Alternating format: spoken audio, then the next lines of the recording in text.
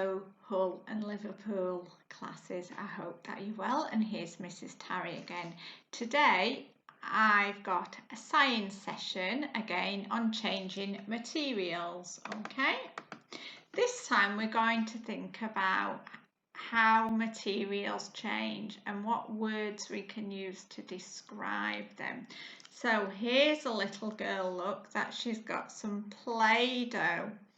Can you see in the first picture, she's actually rolling it, isn't she? With its shape, she's actually rolling it.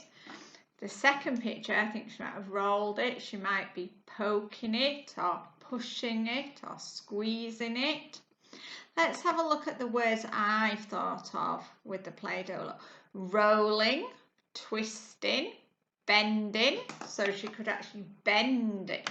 Pulling it apart, squashing it and squeezing it. You could poke it, couldn't you? Prod it, prodding, poking. Okay, I wonder if you could experiment with some Play-Doh if you have any, or you could maybe find a recipe and make some Play-Doh. Okay, what can you do to it? Now think of it. If it starts off as a ball, can you roll it? Then can you bend it? Does it bend? Can you twist it, pull it apart? Now then, it started off as a ball. Can you actually turn it back into a ball?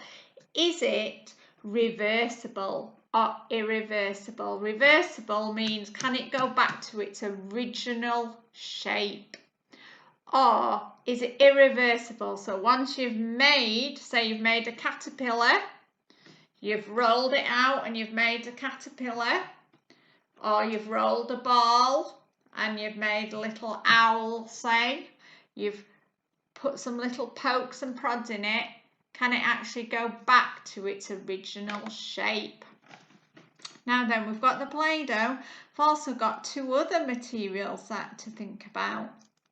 What about clay? Now then, you might not have any clay in your house, but think about clay. That starts off as a ball and we can roll it, can't we? Do you think we'd be able to squeeze it, squash it, do all the things that we could do with the Play-Doh?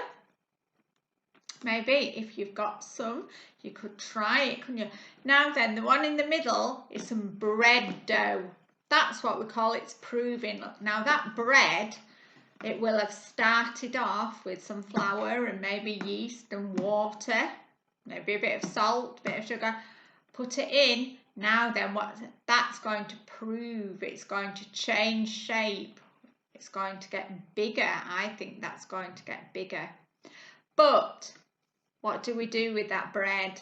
We actually pop it in the oven, don't we? So once it's cooked, we would say it's irreversible because it cannot go back to its original shape. Now then, I've put on there an easy bread dough recipe.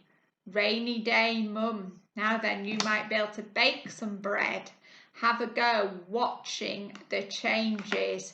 What do you do with it to begin with, them ingredients? And then when you're kneading it, you're pushing it and twisting it, aren't you? And rolling it and squashing it and squeezing it all over, aren't you? But the one thing, once it changes shape because it gets bigger, but when you put it in the oven to bake, it will never go back to its original shape. Let's think of these three materials and I want you to think of them. Clay, Play-Doh, bread. How do they change shape? Can they go back to their original shape, how they first started off? What ways do they change shape? I want you to experiment with these materials. What can you create with them? Send us your pictures.